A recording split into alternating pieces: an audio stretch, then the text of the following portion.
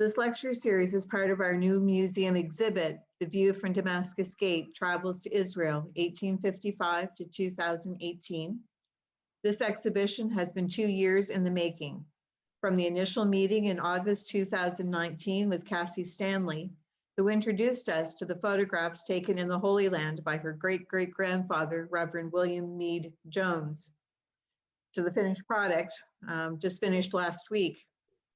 In addition to the photographs, we have artifacts that the Jones family brought back with them. And to connect the story to St. John, the exhibit includes stories of travels collected from our museum members and friends. We extend our thanks to all of those who have shared their stories. Each one represents a different and unique experience.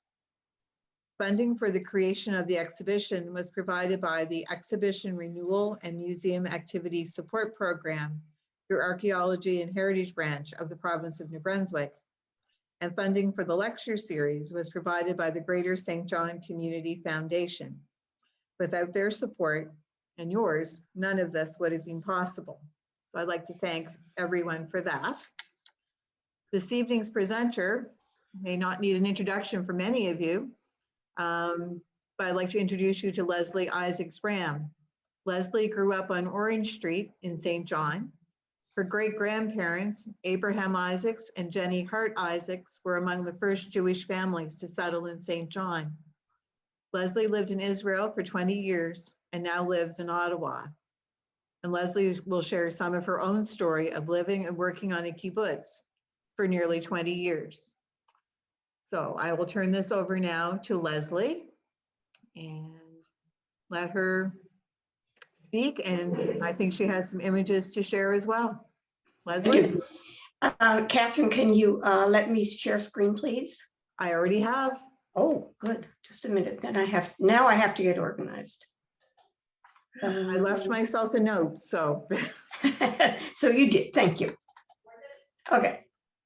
So we're going to downsize that, and then I don't really want that. Can you folks see me at this point? I can see you. I can see your screen. Okay. In that case, I'm just about ready. Just a minute. I can see Elise. That's not what I want there. Okay. So thank you, Catherine. One thing I have to say before I say anything about myself is that I participated in this afternoon's talk by Cassie. And for anyone who didn't see it, it was absolutely fascinating.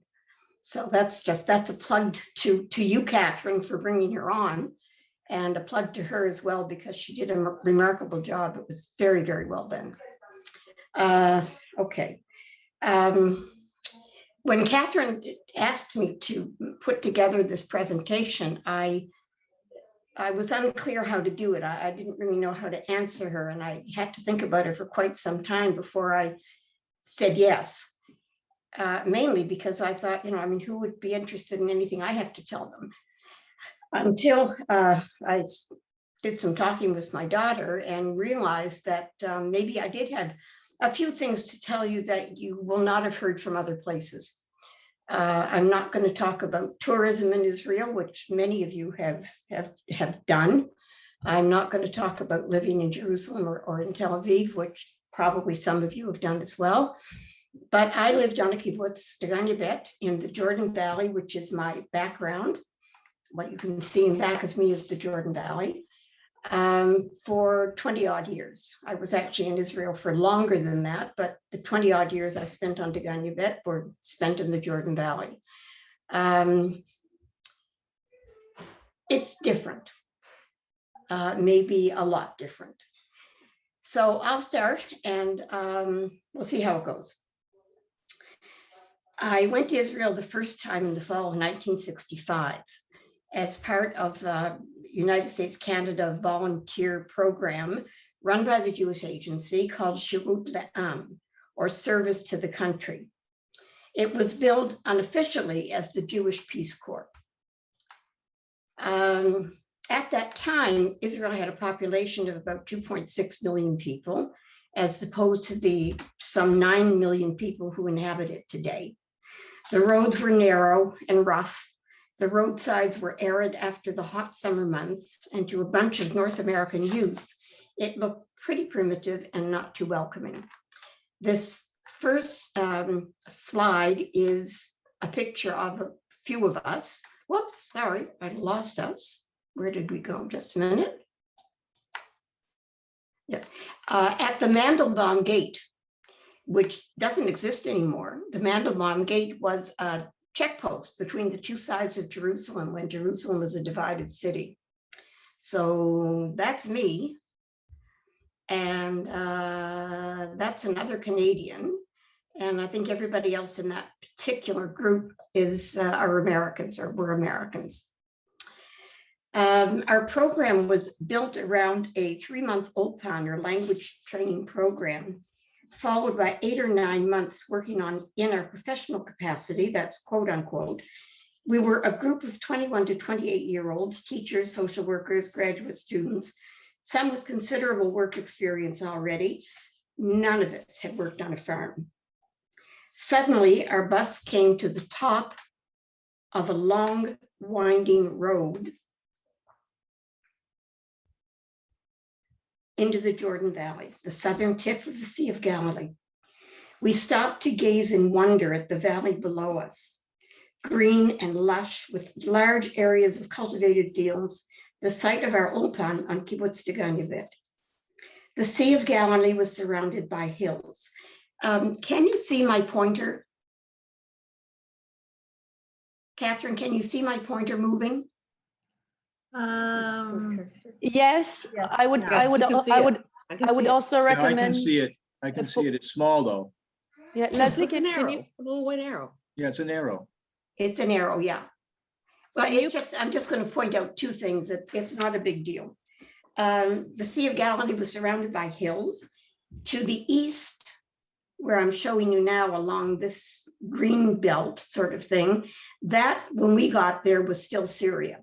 It's now the Golan Heights. In back of it, the slightly darker, smaller area is actually Jordan. And here, excuse me, is Israel. So this was literally the place, excuse me again, this was the place where the borders of 3 countries met. And they were not friendly to each other. Syria, Jordan, Israel. We were looking at the junction of 3 countries. We were excited at, oh, and here's a map. I can show you the map a little bit as well. Here is Degania B. This is the Sea of Galilee, or the Kinneret. Here is Kibbutz Kinneret. Here is Kibbutz Degania Aleph. And this is Kinneret HaMosheva, or the where there's a small graveyard and where the school is and so forth. This is all the Jordan Valley, heavily populated today, as you can see, mainly by kibbutzim. And if you look at the picture, it's beautiful. It's green and planted, and just, it was a wonderful sight to see after all those dry, bare hills that we had driven through.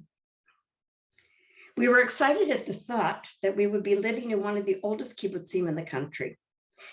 Degania Bet, depending on who you ask, was either the 2nd, the 3rd, or the 5th kibbutz in the country.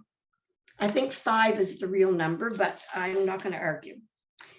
It was settled in 1920 by a group of Russian men, my father-in-law to be among them. And this is a picture of the original 9. So this is my father-in-law to be, and this was Levi Eshkol. Eshkol and my father-in-law were friends in Russia, and they came to Israel together in 1914, 1915, something like that. And they were part of the group that decided they would go to Degania Bet and establish an agricultural community. So I like that picture. Eshkol, though, was more of a politician than a farmer, I guess, because eventually he became prime minister, as you probably know, from 1963 to 1969. He always considered Degania Bet his home, though, when he maintained an apartment there until his death.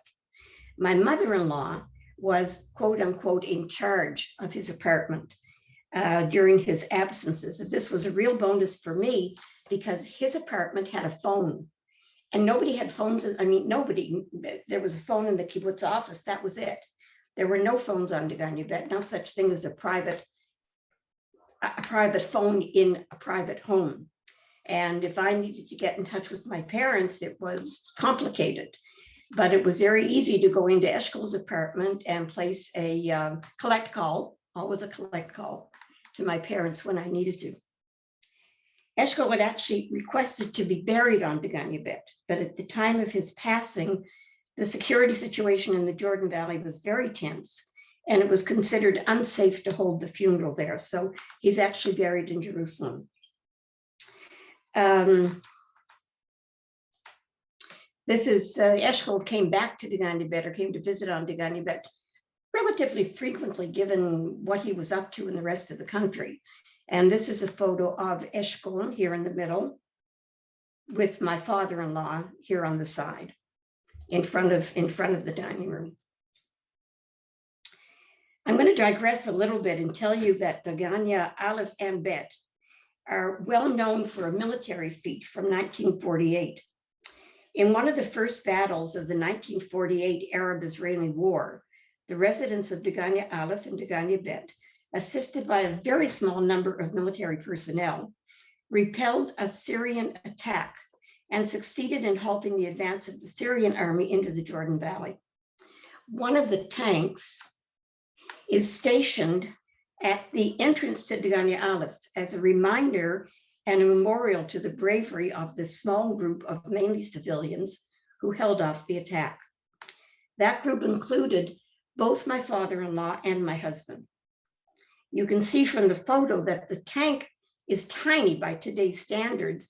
I think it was a one-man deal. There was one man who did everything. And it's really not much bigger than a family car. The story is that the Syrians didn't expect to find any resistance. And when they encountered a very strong resistance, they just turned and ran away, turned and fled back to where they came from. We, at any rate, spent the next 3 months on Degania Bet learning to speak Hebrew. It's not an easy language, but by the end, most of us could speak at some level. The biggest problem was that the kibbutz, members of the kibbutz, wanted to try out their English on us. We studied half days and we worked the other half days in the fields or the cow sheds, in the kitchen, in the dining room, or in the laundry. A kibbutz is a commune, so all meals were taken in the central dining room. Laundry was done in a central lobby. My first job was sorting dates.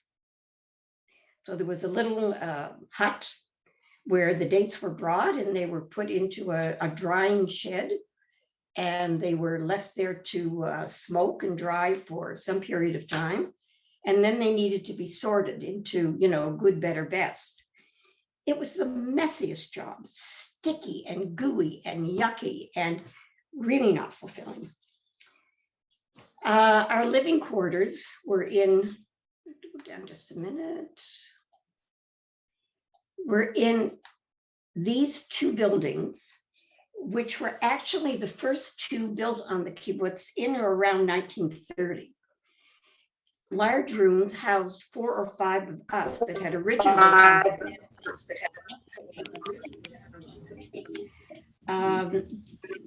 a particular memory of these buildings is how freezing cold they were in the winter. They had no heating. They were built of concrete blocks and had stone floors. The temperature at night in the winter went down to probably 8-10 degrees Celsius. Our beds were like ice, and we slept in our clothes to keep warm. Don't even ask me how we managed to shower under those conditions. And members of the kibbutz thought we were strange. And what do you mean you're cold? You come from countries that have snow and ice. How can you be cold? Well, we were cold. 3 months later, the ulpan was finished. We went off to our various jobs, which were organized by the Jewish Agency. I spent the rest of that year in Jerusalem. I worked in a home for children who had been removed from their families by the Office of Social Welfare and were being educated and housed by the state. It was an education for me, learning the stories of these kids and the type of homes they came from and the challenges that they faced. The home was in Ein Kerem, which is overlooked by Hadassah Hospital. So if you're standing at Hadassah Hospital way up on top, you look down and Ein Kerem is at the bottom in a valley. Very, very beautiful. And at that time, though, it was much less occupied or housed than you see it now. It was mainly populated by new immigrants from Arab countries, and it was also the site of a number of Christian churches. Today, though, I believe it's become an artist colony and a tourist attraction. I'd like to go back sometime, maybe the next time I'm in Israel, to see what it looks like. In September 1966, I was back in Canada, but I knew that at some time in the near future, I was going back to Israel, and not as a tourist. I was going back to live. So, June 1967, the 6-Day War broke out. The Jewish Agency put out a call for volunteers. I and many others made our way to Montreal, where we waited for a couple of days until the Jewish Agency found an airline that was willing to fly into a war zone. And consequently, on day 6 of the war, literally before the truce was signed, I was again in Israel at Degania Bet, and there I stayed until 1986. During those years, my life changed in many ways. I was married in 1968, gave birth to my son in 1973, and my daughter in 1975. I worked on the kibbutz at various and sundry jobs until about 1978, when I was sent to the Jordan Valley Municipal Council, regional government, where I took on the job as the chief bookkeeper accountant and stayed in that position for about 8 years. This is just a picture of the building. That's the, can't think of the word, the sign of the Jordan Council, Jordan Valley Council.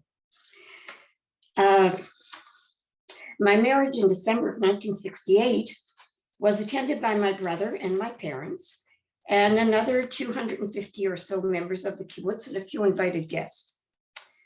One of the invited guests who didn't come was my father-in-law's old friend, Levi Eshkol, who was then prime minister.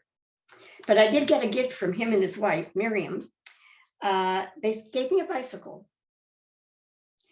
And so, strange as that sounds, it was a really amazing gift because on a kibbutz, everybody rides a bicycle. That's the only mode of transportation. There are no roads in a kibbutz, there are paths. So you can ride on a path in a bicycle, you can't in a car. Not that anybody had cars anyway. That's another story. In the meantime, not much has changed on the kibbutz or the country for that matter. Kibbutz life was very pastoral, very predictable, driven by the agricultural season and the holidays. Very family orientated, genuinely concerned for the well-being of its children and its elderly. The kibbutz was governed by a general meeting. Decisions were taken on the strength of votes by the members. There was a general farm manager selected by the general meeting and a chief administrator or secretary who was also elected. Every adult was a member either by birth, by marriage, or by being voted in after a trial period of 1 year. Although even technically those born weren't automatically members. When a child finished high school, became of age, they had to declare that they wanted to be a member and then go through the process of being voted in. There were rules and obligations to which everyone was expected to adhere. Work was the common denominator. Theoretically, everyone could do anything. And certainly in the early days of the kibbutz, that held true. And women and men did basically the same work. Women worked in all branches of agriculture. Men worked in the kitchen or the dining room. Over the years, though, and by the time I got there, the divisions had come much more pronounced, and women mainly worked in services while men mainly worked in the fields, cowsheds, and so forth. But just to prove that women could do everything, here are some pictures of the days gone by. I knew this woman. She was still around when I was there. I don't know who this was, but she looks very capable. And here is yet another one, picture of banana fields. Did you know the bananas grew upside down? They grow down, they don't grow up. I mean, the banana grows up, but the stalk grows down. I always thought that was very interesting. Work was a value in of itself. The concept of the dignity of labor elevated even the most menial task, and no special status was attached to any work. The person who peeled potatoes, and that was a job that I did and hated, was no different than the person who was general manager. Everyone worked. Youth gave at least a half a day of work each week. Elders sought opportunities to work for even a few hours a day. Members were rotated through the branches of the kibbutz according to season, and each evening in the dining room there were long discussions around organizing the workforce for the following day. My daughter actually recently recalled her class being called out to pick watermelons on a Saturday or afternoon after school, that type of thing. So even the little ones at 10 or 12 could still be called into service if necessary. A member, the kibbutz's movement's slogan was, each according to his ability and each according to his needs. So technically, one gave what they could and got what they needed. A member technically didn't need money. Food, shelter, electricity, water, etc. were all provided. Each member of a family, each member or family had a small allowance that they could use for their individual needs, things like toothpaste or a special treat, and everyone got the same. Degania was very fortunate to have a doctor who lived on the kibbutz, but for any tests or specialists, we went to Tveria, or even further, in other words, to Tel Aviv, or to Haifa, even Jerusalem. Members could, in theory, go to study a profession if their requests suited the needs of the kibbutz, and if the general meeting voted in favor. Children lived in baby houses until the age of 13, and then transferred to spend their nights at home with parents until probably 15 or 16. This, even then, was unusual among kibbutzim because in most of the kibbutzim, children never slept in their parents' homes, ever. They were always in communal dormitories. But in 1973, when my son Alicia was born, it became acceptable that a newborn was kept at home with their mother until the mother returned to work about 6 weeks later. Then baby went into baby house where mother came to feed a couple of times a day, took baby home for a while in the evenings, and then put baby to bed in the baby house. There was a night guard responsible for them overnight. I couldn't conceive that, and I decided against all rules and regulations that Alicia would stay at home at night. This plan was met with a wonderful assortment of reactions from other mothers. Impossible. You can't do that. How will you get up for work in the morning? It's never been done, and so forth. But I did it, and suffice to say that I got up for work each morning, and by the time a year has passed, no more infants slept in baby houses. All infants slept at home, and the baby houses were closed at night. It was sometime before I realized that I brought about a huge change, and for the better, I think.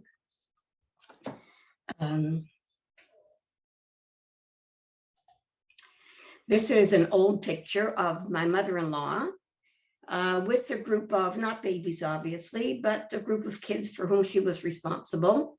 And she's probably serving them lunch, something like that.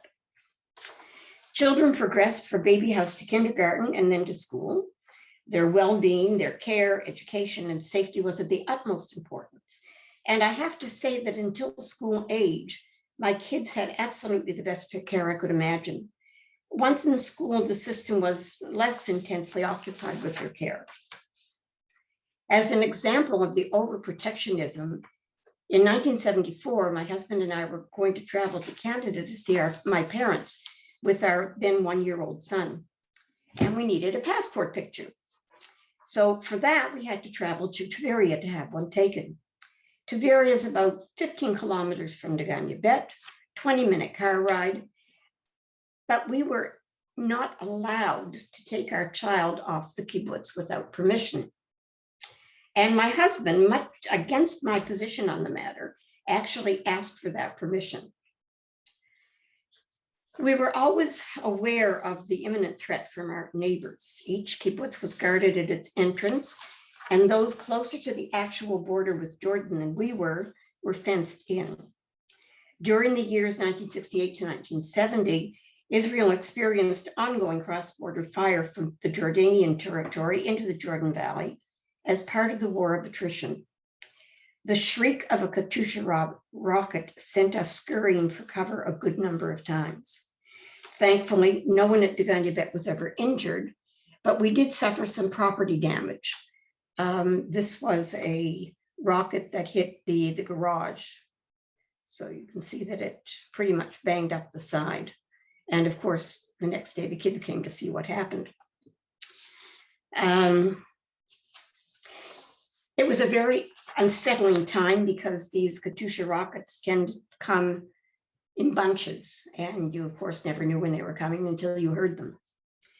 The state came to our aid, though, and very quickly each house had a room added, a safe room, built of solid concrete rather than concrete blocks, and with a special roof that would cause the rocket to detonate on contact and thus prevent it from penetrating the building. That room was my children's bedroom. A few families couldn't deal with the strain and the tension and left for higher ground, but in typically stoic fashion, most of the members hunkered down. I can remember one evening we were on our way home and the shriek of a Katyusha was heard. The first one exploded quite close to where we were, and my husband sort of thought for a minute, and then he said, I think we should lie down. So we ran under a tree and flattened ourselves to the earth, while another 2 Katyushas hit slightly further away. And my husband then said, okay, that's done, let's go. That's the rocket the first one that hit this building, that hit the garage. Our ongoing luck with the Katyushas was that Katyusha rockets are apparently very difficult to aim.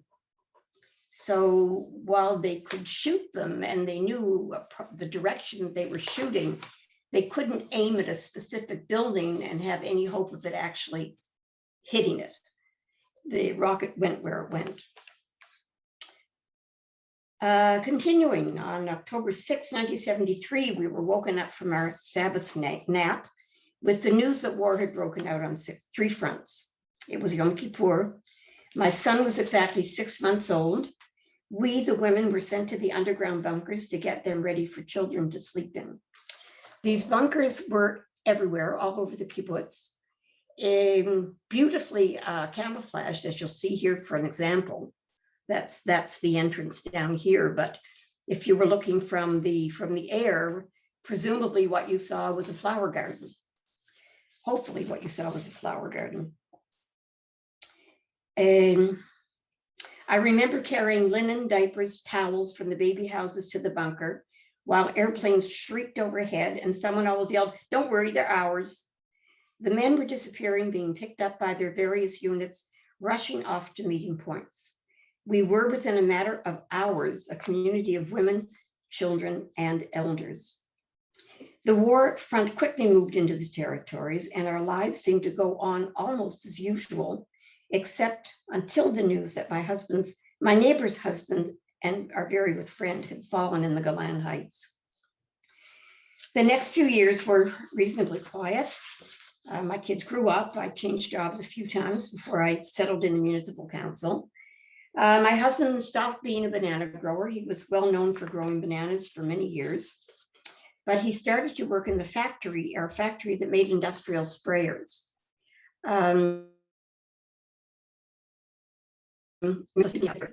is still today one of the most recognized names in field equipment worldwide.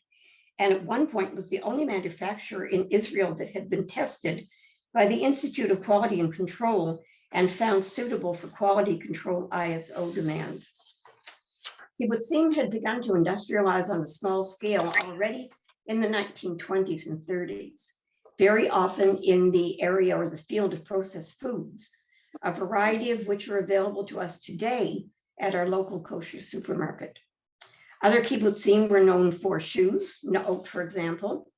Degania also started a silicon factory that was to become one of the world's leading groups specializing in the supply of indwelling medical catheters, silicon medical products, and medical devices for critical care and operating rooms.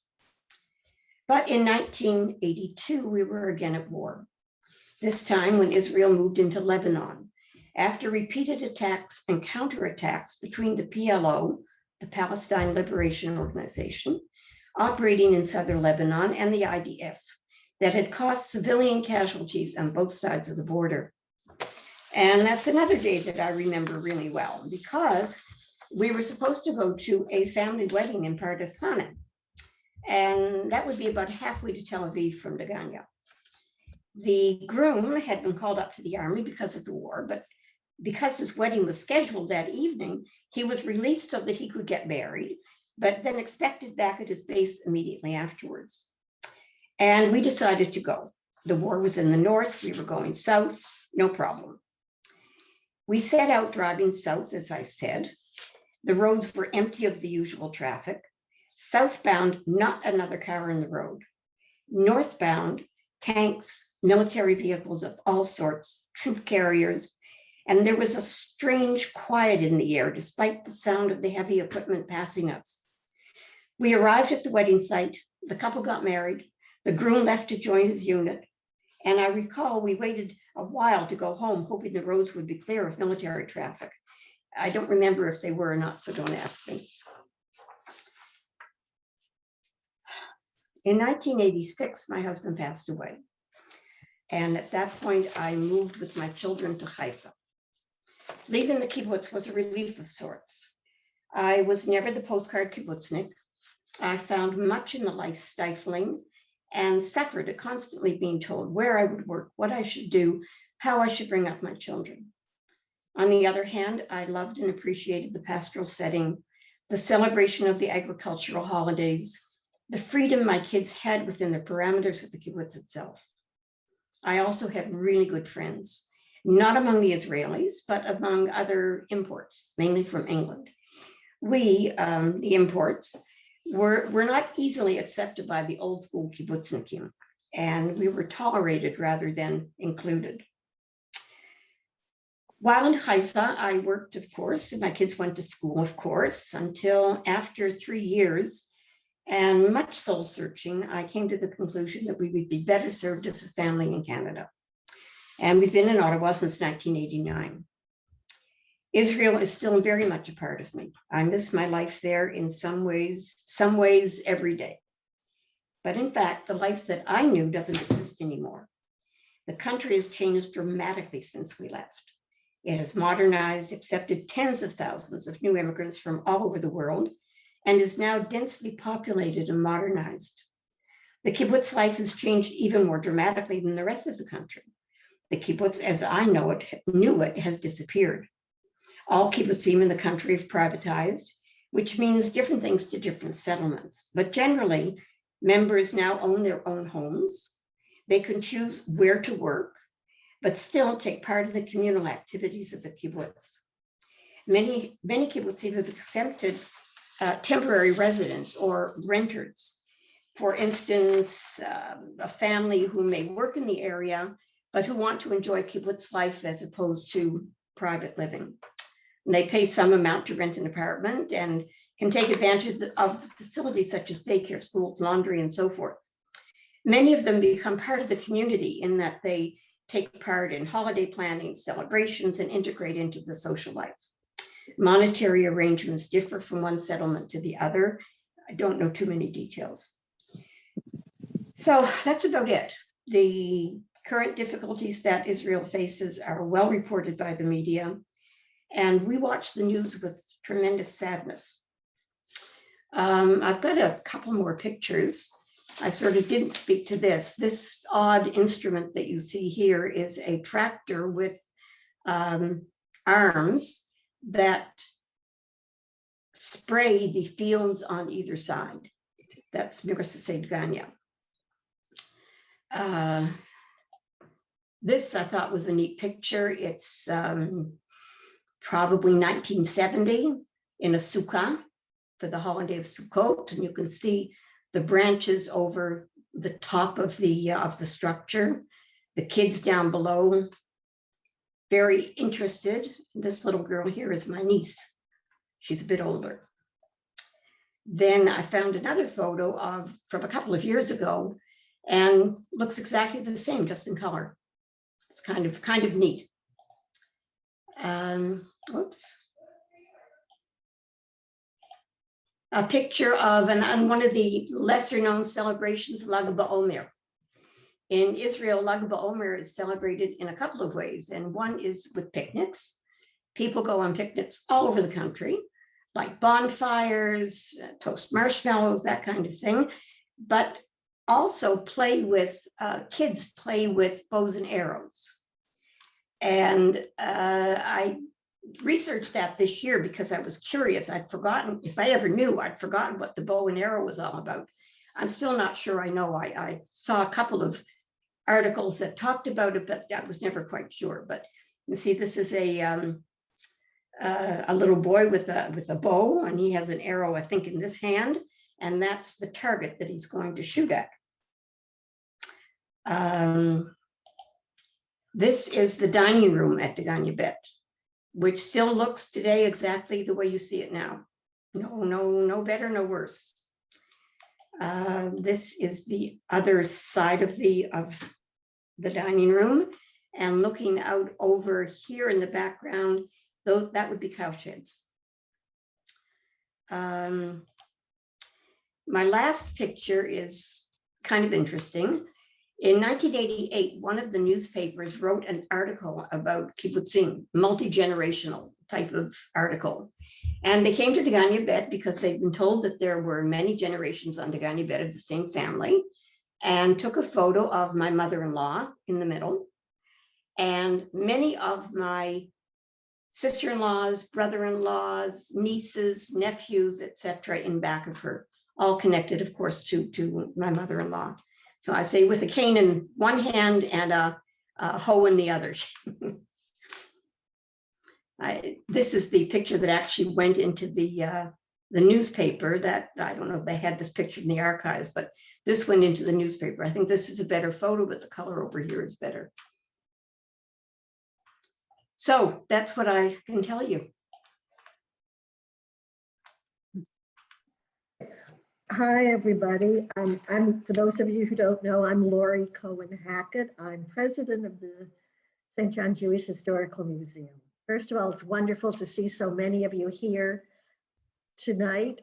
Thank you all for joining us. And it's also wonderful to see so many former St. John, former St. Johners living away. We know your hearts are here, and we hope to see you all this summer to see this wonderful exhibit. Leslie, thank you so much for sharing your thoughts and photos with us tonight. It's been wonderful, it's so interesting. We're glad you were here and able to do this for us. You've lived a life that many of us will never experience, and you've given us a wonderful insight to your life in Israel. Thank you.